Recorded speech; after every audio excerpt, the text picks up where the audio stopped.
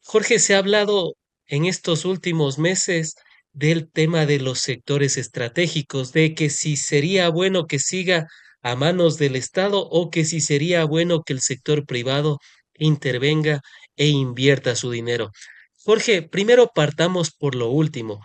¿Qué es más importante y más beneficioso para el ecuatoriano, para la ecuatoriana que nos está viendo a través de su teléfono inteligente, tablet, Smart TV y demás recurso tecnológico y que seguramente ya se suscribió al canal en retrospectiva y está escuchando atentamente la entrevista?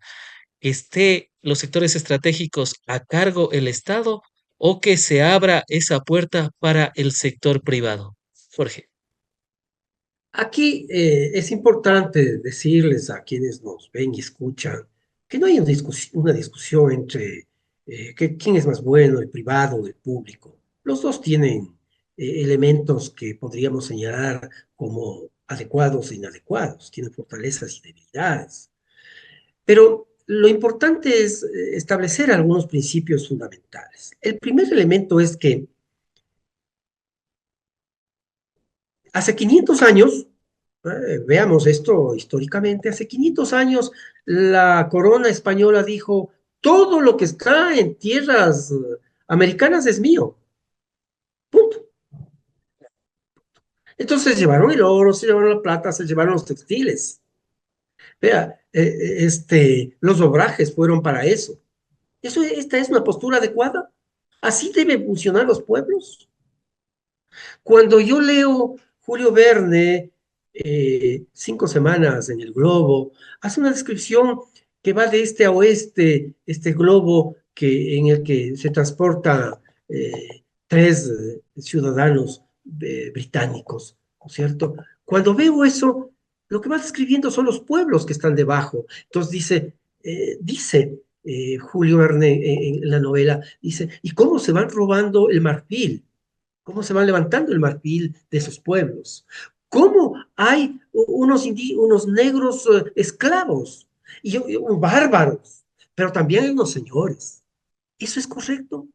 ¿Es correcto que al pueblo africano le hayamos tomado como el depositario de oro, de marfil, de piedras preciosas, de petróleo, para que se lleven otros? Eso no es correcto. Ese es el primer elemento. Por eso, la Constitución del 2018 para del 2008, Del perdón, 2008. para del 2008 para volcarnos rápidamente desde hace 500 años acá, dice en el artículo 313, el Estado se reserva el derecho de administrar, regular, controlar y gestionar los sectores estratégicos. ¿Cuáles son los sectores estratégicos? Ha señalado claramente el petróleo, el gas, el agua, la telefonía, el espacio radioeléctrico, etcétera. Esos son, esos tienen que ser administrados por el Estado. ¿Para qué? Para tomar esa renta y utilizarle en beneficio del pueblo ecuatoriano. Salvo en Esto me parece, ocasiones excepcionales. ok, por eso le decía, entonces este es el primer elemento. El segundo elemento es que no decimos que no intervengan los sectores privados. Por eso dice que el Estado se reserva el derecho de gestionar. Y cuando se reserva el derecho de gestionar, nos está diciendo que evidentemente hay sectores estratégicos en los que debería intervenir la empresa privada para arriesgar mutuamente, para arriesgar mutuamente. Vea, Fran, yo quiero irme a Singapur, que es tan lejos, intentemos los dos juntarnos, ¿no es cierto? Porque, pero si yo le propongo irnos al Quinche, el Quinche lo conocemos todos, pues. ¿Para qué hago asociación para irnos al Quinche? Pero para irme muy lejos, para hacer una exploración diferente, nos juntamos. Yo soy público y usted es privado. Ahí nos juntamos, hacemos esfuerzo y decimos, usted ponga su dinero y yo le voy a dar ganancias a usted. Claro. ¿Ah? Porque arriesgamos. Yo creo que hay petróleo aquí, yo creo que hay oro aquí, yo creo que hay recursos aquí. Usted arriesgue con su tecnología, ponga su dinero. Y si resulta que hay renta, nos repartimos. Nos ponemos de acuerdo cómo repartirnos. Usted tanto, yo tanto. Pero acá no. Acá tenemos la vaca lechera, estimado Frank. en el sector petrolero. Y yo les he dicho, esto del sector petrolero, esto de la exploración, de la explotación petrolera, es como cuando usted tiene en una hacienda la gallina con huevos, la gallina ponedora o la vaca lechera. Todos los días va a sacar los huevitos, ¿cierto? Y con su maletita lleva los huevitos. Lo mismo, lleva su teterita y saca la leche. Esto es explotación. El petróleo fluye, fluye, fluye, fluye. Tiene un tiempo que termina, obviamente, pero aquí, en este negocio, en el que yo tengo la infraestructura, en el que yo tengo la vaquita, en el que yo tengo la gallina, en que yo tengo los recursos indispensables, la tecnología, tengo la suficiente personal, la capacitación necesaria, etcétera. No le puedo decir a nadie, venga señor, tome y usted verá qué hace. No, lo que puedo decirle sí es, vea señor, sabe que los tanques de almacenamiento del campo tal están en malas condiciones. Quiero que les repare. Y la tubería por la que fluye esto que extraigo tiene ya dificultades. No ha tenido el mantenimiento estos últimos 6 meses. Haga el mantenimiento. ¿Cuánto me cobra? Tanto. Necesito un nuevo software para controlar el ascenso del petróleo y saber cuánto es agua y esto y el otro. Hágame esto, cotice y yo le pago. Pero no le puedo entregar la renta petrolera para que él haga lo que quiera y me diga, ahora sí, mi señor, esto es mío, yo le doy lo que usted quiera. Porque a título, esto es. Entonces la discusión no es privado o público. La discusión es que en dónde hay y eso le sucedió al presidente Lazo. Él no pudo avanzar con su proyecto de recuperar los pozos petroleros para producir 1.000 barriles de petróleo. No pudo irse a los campos marginales, en donde ahí tenemos riesgos. En el Centro Oriente hay riesgos concretos. No sabemos si efectivamente serán de una calidad que nos permita hacer un gran negocio. Señores inversionistas, ¿dónde están ustedes? Ah, pero hay el campo Sacha. El campo Sacha que produce 76.000 barriles, ¿no es cierto? Que produce, este momento, produce en renta al año, produce 1.552.944.000 dólares al año, después de polvo y paja. O sea, después de gastos de inversión, después de gastos de mantenimiento, después de gastos de operación. Eso le da al Estado todos los años. Entonces, cuando usted tiene un negocio tan floreciente como este, ¿no es cierto? Tan importante como este, usted es dueño de esto. Va al banco y le dice al Banco Interamericano de Desarrollo, y le dice, señor banco, présteme dinero para mejorar la producción de este campo.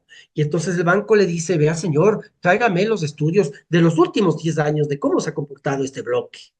¿Qué ha sucedido?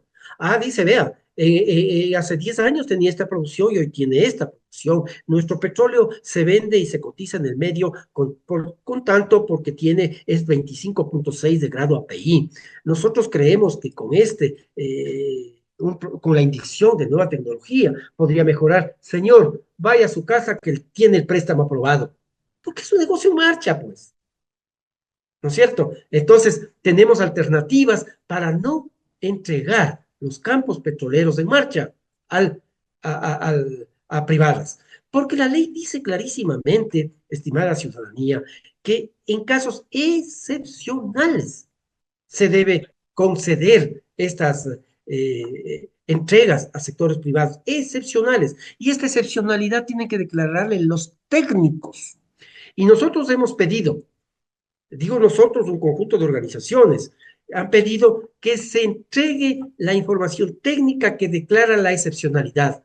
Ahí están, perdonen la palabra, ciudadanos, pariendo, porque no encuentran, ya le mandaron a un tercero para que le responda lo que le pidieron al ministro. No, este le pidió al viceministro y el viceministro le pidió a otro y seguramente este le pedirá hasta que aparezca un muchacho, un joven que ponga la cara que nos diga esta es la excepcionalidad. Pero por otro lado, no solamente en este negocio hay un tema de carácter, como usted ve, técnico, económico, sino también constitucional y legal.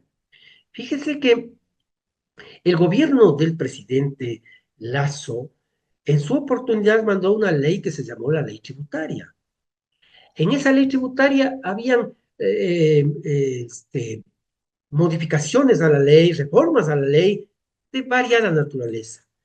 Y un párrafo concreto, no un párrafo, sino un capítulo completo tenía relación con la ley de hidrocarburos. Y esto no fue aprobado por la Asamblea Nacional.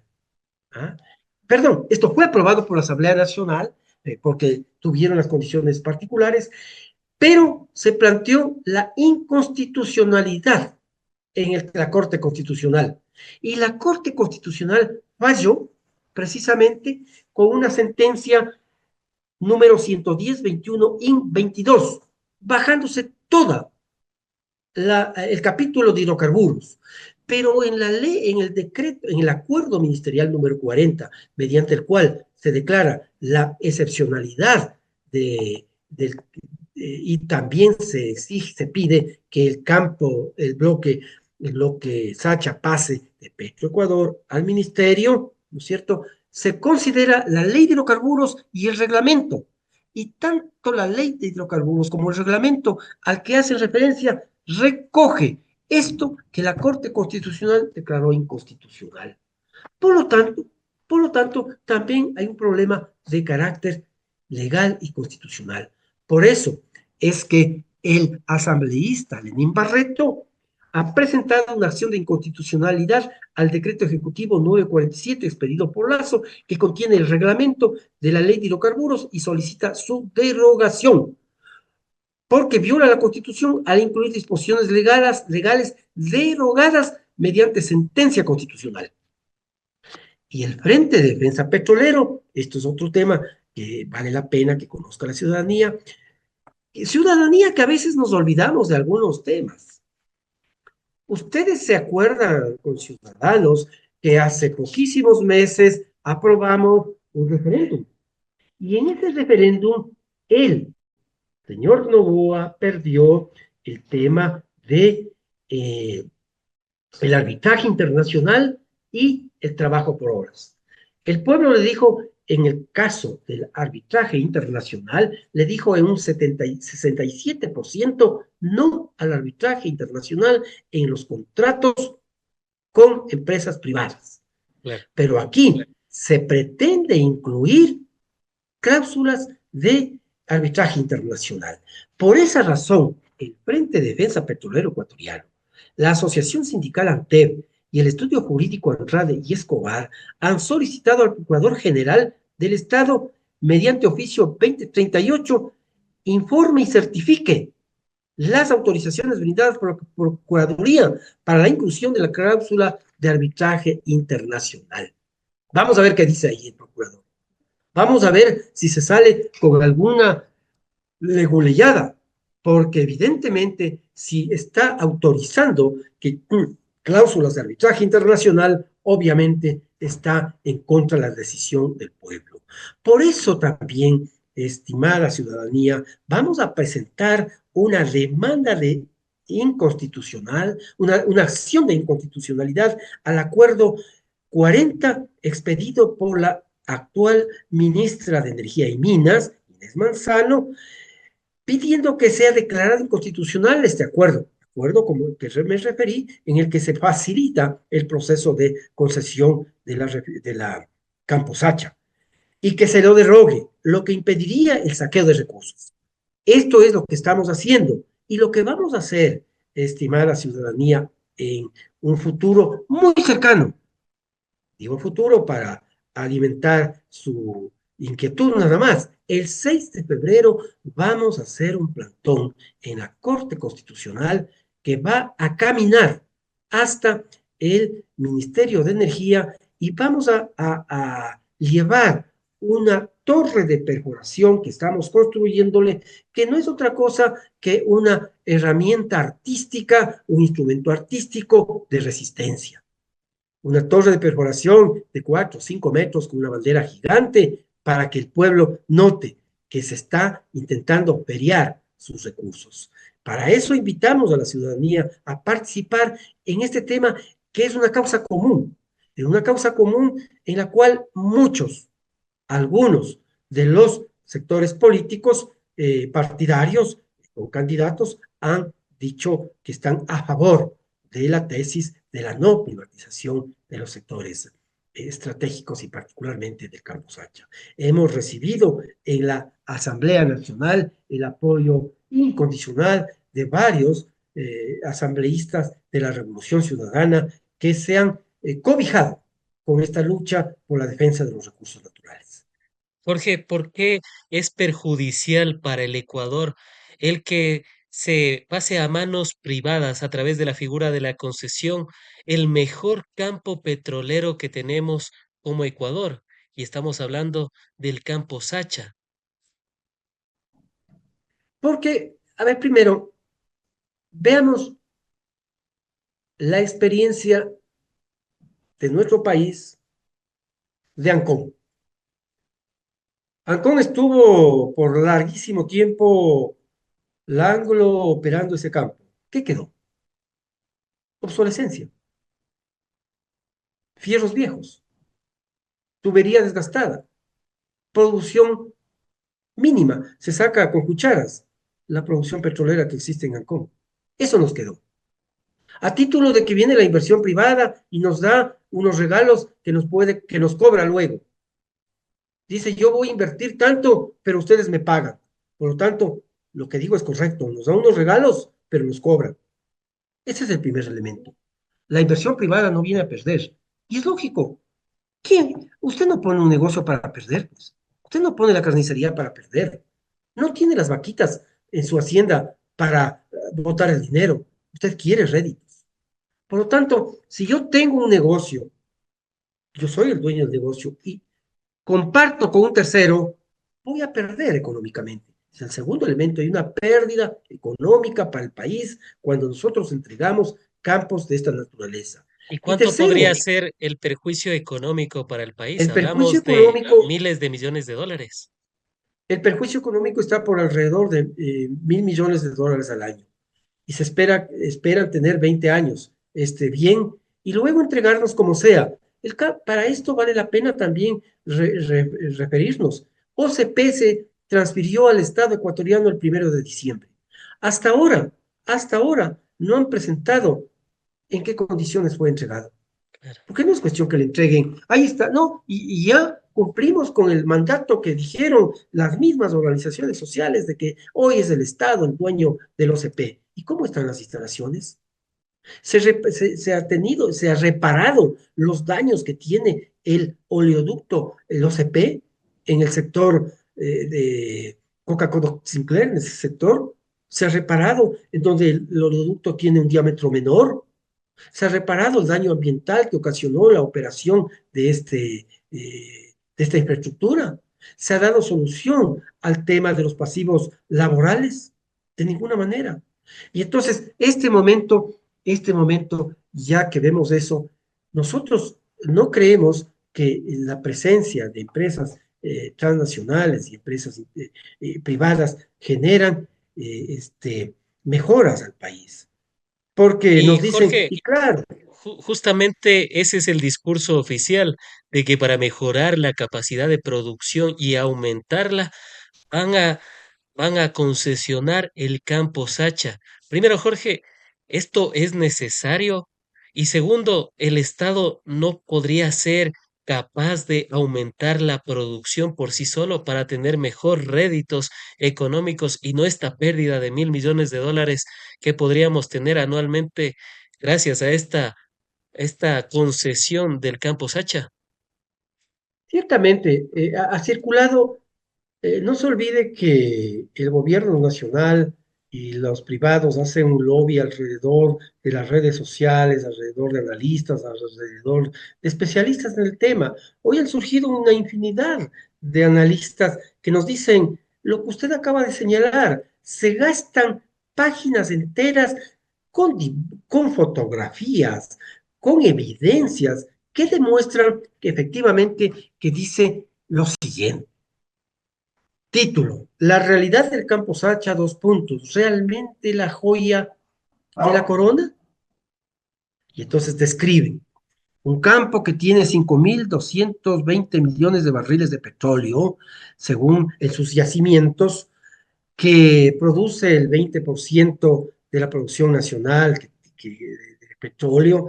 Dice, tiene una infraestructura deteriorada de más de 50 años, una capacidad al límite. Los equipos que separan y almacenan los fluidos trabajan por encima de su capacidad. Se desperdicia 20 millones de pies cúbicos de gas al día. La seguridad es deficiente. Hay problemas ambientales. Los sistemas de control e instrumentación de Sacha no cumplen con los estándares actuales. Tampoco dispone de un sistema SCADA, control y adquisición de datos, lo que le limita la capacidad de monitorear. Entonces, la pregunta, ¿y quién soluciona esto? ¿Y quién nos da el aventón? Los privados. No es así. Todo esto, de principio hay que señalarlo, que todo esto que está sucediendo también es culpa de los últimos gobiernos que no dieron el mantenimiento a ese campo. La Yo estoy técnica señalando estándar de la privatización. Jorge, la yo técnica estoy estándar señalando de la técnica en estándar varias de la entrevistas que, privatización. Jorge, estoy le, señalando en varias entrevistas que, si usted tiene esta vaquita lechera, necesita alimentarle, tener un veterinario, darle pasto, arreglar las pesebreras. Campo Sacha requería lo mismo, requiere reinversiones, requiere mantenimiento, requiere equipos nuevos, requiere reinversión, etcétera. No es que se mantiene porque Dios es grande y nos encomendamos a la Virgen del Quinche. Esto no es así. Requiere necesariamente primero, mantener la producción actual. Segundo, incrementar la producción. Y tercero, captar el gas asociado que tiene para generar su propia energía y no quemar el gas que se está quemando. Pero esto, que significa alrededor de unos $1.000 millones, puede hacerlo con los técnicos Petroecuador. Esto tiene la capacidad suficiente de hacerlo Petroecuador. Y esto tiene la capacidad suficiente desde el punto de vista técnico, económico, financiero, para desarrollar el dueño de este recurso. El dueño de este recurso es el Estado ecuatoriano. la técnica estándar de la privatización, diría Noam Chomsky, dejar de invertir, hacer que la gente se enfade, se moleste, para que luego se pase a manos del capital privado a través de esa excusa, no haber invertido, no haber hecho las adecuaciones, y así salen todos estos lobbies y personas que tratan de justificar esta privatización del campo Sacha. Jorge, en el debate presidencial, ahí se escuchó bastante también el tema de la eficiencia del Estado, se escuchó algunos candidatos inclusive que se deberían acabar prácticamente el monopolio estatal en los sectores estratégicos, e inclusive se hablaba de la posibilidad de pasar a manos privadas Petroecuador. ¿Esto es lo que necesita el país o a qué intereses responden estos planteamientos que se dieron en el debate presidencial hace pocos días? A ver, el sueño de diferentes sectores políticos es el achicamiento del Estado, el que se eliminen todos los controles posibles, el que el sector privado sea el que determine las condiciones y las realidades económicas del país, que el libre mercado defina los precios, los valores de salario, etcétera. Esta es la receta. Y esta receta significa lo que estamos viendo estos años. ¿Para qué tenemos que inventarnos nada? ¿Para qué tenemos que pedirle a nuestro pueblo que vaya a ver otras realidades? Esta receta que yo he señalado, que es la receta típica del Fondo Monetario Internacional, disminuya el aparato del Estado, monetice los sectores públicos, ¿no? Entregue a la empresa privada la administración de estos. Y hoy se dice de manera muy simple, no queremos privatizar, queremos monetizar. Solo nos interesa la renta. Claro, ahora no le interesan los fierros. Y es más, dicen, ahí quedan sus fierros. Claro. Yo quiero solamente la privatización de la renta. Y entonces, disminuyo el aparato del Estado, elimino determinados controles, permito la intervención de las fuerzas privadas sin ningún límite. Esto significa, en buen romance, que voy a disminuir, definitivamente voy a disminuir la posibilidad de empleo, educación y salud. ¿Usted cree que somos capaces de sostener los sectores medios y peor, los sectores empobrecidos del país, educación, salud, movilidad, etcétera, con nuestros exiguos recursos? Definitivamente no. Ese es un modelo que está fracasando en Ecuador y que está fracasando en el mundo entero. Requerimos un país en donde se piense en el ser humano, en donde se piense en los derechos, se piense en la justicia social, se vuelva a insistir en que el ser humano es primero. Y esto no es una discusión de que que los privados lo estén o los públicos estén. Esta es una discusión en la cual, reitero, nos planteamos fundamentalmente una profunda preocupación por el ser humano. Pero claro, dicen, nosotros nos preocupamos por el ser humano, pero primero se preocupan de mis bolsillos. Primero se preocupan de mis intereses personales. Primero se preocupan de que yo, poco menos que no pague ni impuestos, ¿no es cierto? Y que si tengo deudas en tributación, cada vez que pueda, logre moras patronales, perdón, moras tributarias. Y entonces, en ese sentido, yo creo que el país tiene experiencias en las cuales los banqueros, los sectores oligárquicos de este país han gobernado. Este país ha sido gobernado, vean, 1830. ¿Quién asumió el poder? El conjunto de militares y terratenientes que, que estuvieron apoyando el proceso de independencia, pero apoyaron el proceso de independencia para hacerse con ellos de esas tierras, pues, con longos y Claro. todo. Perdóneme. Entonces, esto fue. Entonces, estos sectores defienden esos intereses, intereses que quieren que no se muevan, Y intereses bajo que quieren. este contexto, bajo estos intereses que hay detrás de las privatizaciones, por ejemplo, del campo Sacha, por ejemplo, de Petroecuador, inclusive de las hidroeléctricas que algún momento también ya anunciaron esa posibilidad. Jorge, ¿qué candidato o qué candidata podría marcar la diferencia para volver a posicionar a los sectores estratégicos? Nunca me canso de decir el informe que tuvimos en el 2015 favorable al Ecuador. El Consejo Mundial de Energía nos catalogó quinto a nivel mundial y el primero de la región en seguridad energética por las hidroeléctricas, por los mantenimientos que se hizo a la refinería de Esmeraldas, entre otras cuestiones que se trabajaron durante los 10 años de la Revolución Ciudadana. Jorge, ¿qué candidato o qué candidata nos podría volver a garantizar eso? Tener unos sectores estratégicos que nos beneficien a las y los ecuatorianos. Un conjunto de organizaciones sociales en las que estoy trabajando, en las que estoy acompañando, con las que participo, han señalado que la única opción que tiene el país es la revolución ciudadana. Revolución Ciudadana y Reto que se han unido en este proceso para captar tanto la dirección del Estado como el Parlamento Nacional. Porque, Creemos que tienen, creemos que tienen una oferta concreta, primero de respeto a la Constitución, ¿no es cierto? Y la Constitución nos plantea claramente esta existencia de sectores sociales, privados, de la economía popular y solidaria, y los sectores estratégicos deben ser manejados por el Estado. Segundo, yo creo que ha sido una de las pocas expresiones en las cuales han desglosado una serie de propuestas concretas para energía, para salud, para educación, para empleo, para seguridad, que son los problemas fundamentales del pueblo ecuatoriano. Seguramente nuestros compatriotas no captan el tema o no les interesa mucho el tema de los sectores estratégicos, pero es un tema súper importante. Revolución Ciudadana ha aportado con muchos interés en los debates temas de la reactivación del empleo. Y la reactivación del empleo me parece que es un tema crucial.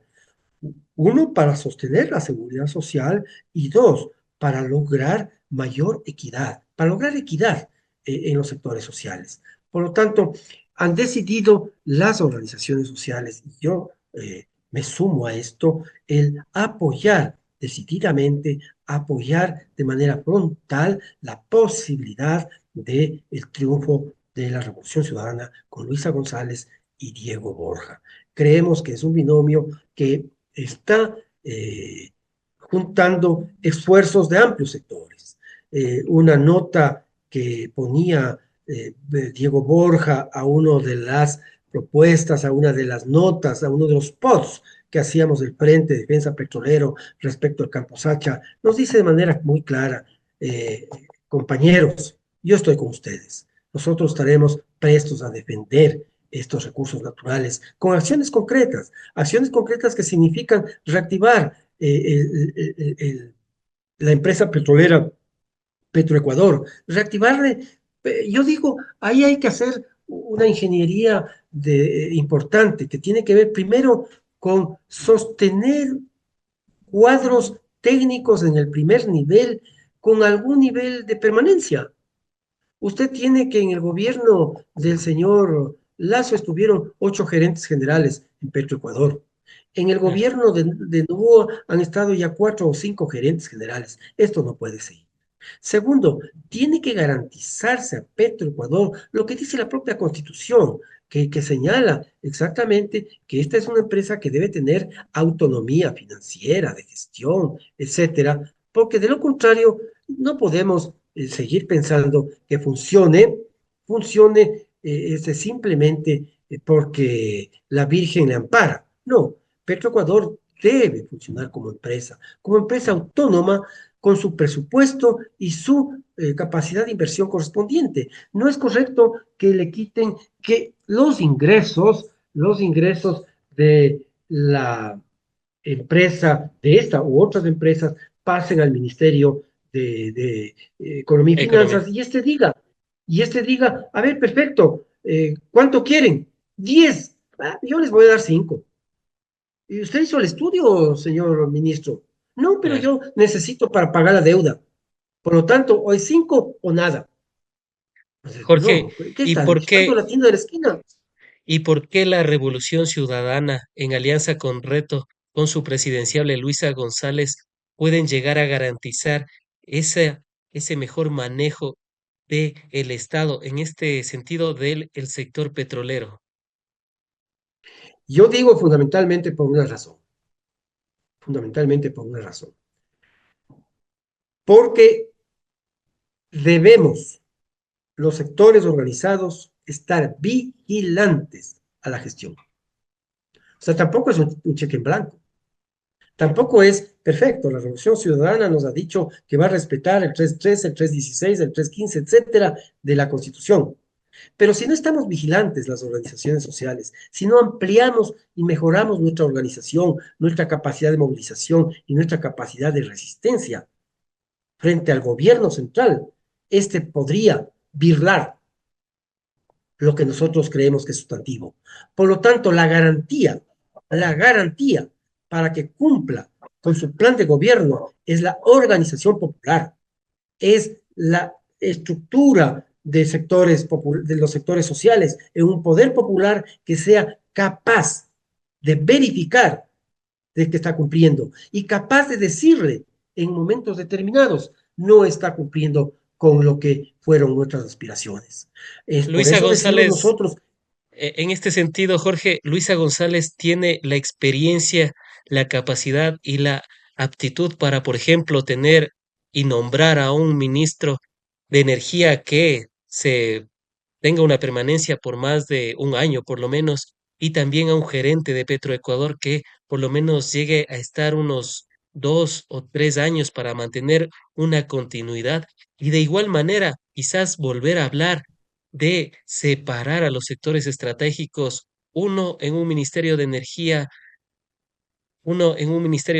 eléctrica, otro en un ministerio de petróleo, otro en uno de minas y así poder tener un mejor control del Estado.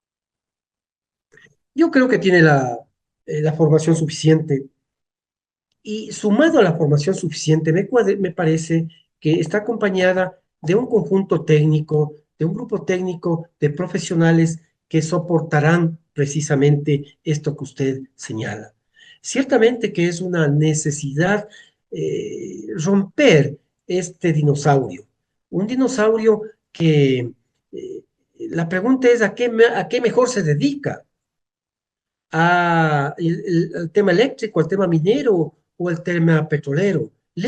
Cada uno de estos sectores tienen dificultades y complejidades particulares. Por lo tanto, me parece que hay que delegar precisamente, primero, a convertir estas áreas en ministerios, sectores de la política en cada uno de estos, de tal manera que puedan ser eficientes. Segundo, me parece que visto, visto lo que pasa en empresas como Ecopetrol, como Petrobras, como Pemex, en donde los cuadros directivos son de mucho más largo plazo. Son cuadros directivos que garantizan continuidad, son cuadros directivos que garantizan apertura a elementos técnicos. Entonces yo creo que aquí tenemos que jugar un papel fundamental. Más allá del Frente de Defensa Petrolero, tienen que jugar un papel fundamental, a mi juicio, los colegios de ingenieros, ¿sí? Con una participación mucho más dinámica, mucho más estrecha, que brinden la asesoría correspondiente. Tienen que participar las universidades. Yo creo que el país, los últimos años, ha tenido un mutis en el foro de las universidades ecuatorianas. Universidades ecuatorianas que deberían haber hecho el primer diagnóstico independiente, independiente, que nos permita decir esto es lo que está sucediendo en el país y esto no podría seguir. Estas son las falencias que tenemos y estas son las fortalezas existentes. Por lo tanto, yo considero que el gobierno de la Revolución Ciudadana tiene que sustentarse en los colegios profesionales, en la academia y en la organización social. Jorge, y Estos por el son otro lado, elementos que deben conjugarse. Jorge, y por el otro lado, ¿qué es lo que podría pasar con el país si nuevamente llega alguien improvisado? Alguien como Daniel Noboa que pone en el Ministerio de Energía a a la ministra del Ambiente. O sea, son dos carteras totalmente diferentes, incluso hasta antagonistas. No tiene gente que pueda realmente manejar un sector tan importante. ¿Qué es lo que pasaría si es que el Ecuador vuelve a elegir a alguien así? O como con Guillermo Lazo, que tuvimos 7 gerentes en Petroecuador. O si seguimos con esta dinámica de Daniel Noboa también, que tuvo al ministro Luque encargado del Ministerio de Energía cuando él era el ministro de Obras Públicas y que es otra cartera también demasiado grande y manejar todo esto, por más buena voluntad que uno pueda tener, el tiempo no le va a dar pues para hacer todo esto. ¿Qué es lo que podría pasar, Vea, Jorge? vea, si yo me comprara una hacienda, yo no les convocaría a mis amigos exclusivamente a decir, amigos, ¿y cómo es que administro esto? Yo debería convocar a unos técnicos, Claro, ¿no? expertos. A un señor que sepa de agricultura, a otro que sepa de ganadería. ¿Sabe que voy a tener ranitas? Voy a sembrar ranas. Un experto en ese tema, pues. Pero no, el señor Novoa convocó a sus amigotes para que le cuiden mejor su hacienda, porque todavía me parece que está creyendo que tiene una gran hacienda en la cual la administración la tengo yo en todo.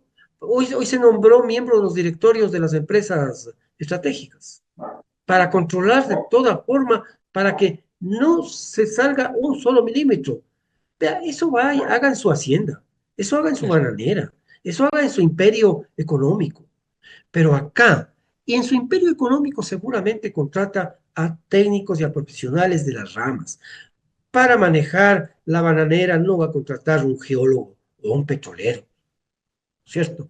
Y para manejar la industria, se me ocurre, de chocolates, no va a contratar a alguien que sepa de mariscos.